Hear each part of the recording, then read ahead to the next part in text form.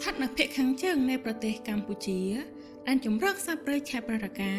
គឺជាតំបន់ព្រៃធម្មជាតិដ៏សំខាន់មួយដែលលាតសន្ធឹងលើទឹកដីខេត្តព្រះវិហារនិងខេត្តស្ទឹងត្រែង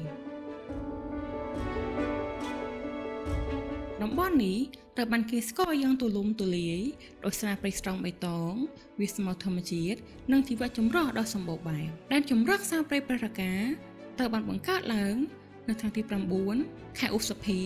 ឆ្នាំ2016លើទំហំផ្ទៃដីជាង 90,000 ហិកតា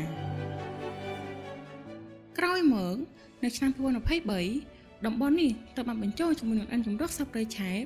ក្លាយជាដែនជម្រកសត្វព្រៃឆែបព្រះរកាដែលមានទំហំផ្ទៃដីជិត 35,000 ហិកតា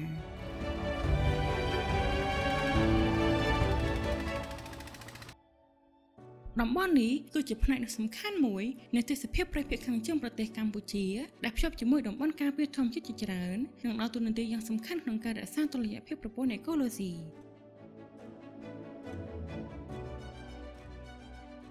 ដែនជម្រកសត្វព្រៃឆែបព្រះរកាគឺជាជម្រករបស់សត្វព្រៃជាច្រើនប្រភេទរួមមានសត្វទន្សោង ឆ្លូស ប្រើសត្វស្លាបកម្រនិងសត្វព្រៃជាច្រើនទៀតដែលកំពុងរស់នៅក្នុងប្រព័ន្ធធម្មជាតិដ៏សម្បូរបែបនេះដែនជម្រកសត្វព្រៃឆែបព្រះរកា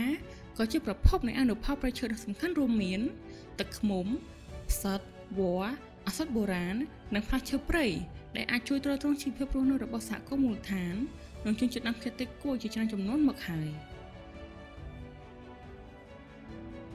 លើសពីនេះដែនជម្រកសត្វព្រៃឆែបព្រះរកា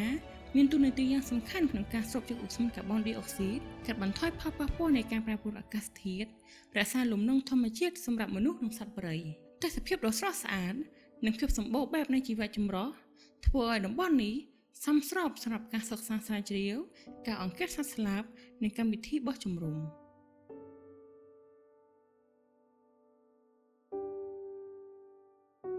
មិនត្រឹមតែជាតំបន់ធម្មជាតិប៉ុណ្ណោះទេដែនជម្រកសត្វព្រៃឆែបព្រះរកាក៏ជាផ្នែកមួយនៃអត្តសញ្ញាណ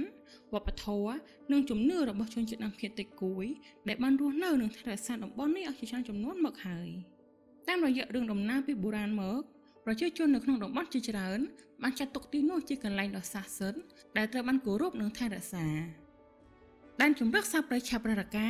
មិនមែនគ្រាន់តែជាព្រៃឈើមួយប៉ុណ្ណោះទេប៉ុន្តែជាមរតកដ៏មានតម្លៃជាប្រភពជីវិតជាក្តីសង្ឃឹមសម្រាប់មនុស្សជំនាន់ក្រោយការការពារដែនជម្រកសត្វព្រៃឆែបព្រះរកាគឺជាការការពារទ្រព្យសម្បត្តិរួមទាំងអស់គ្នា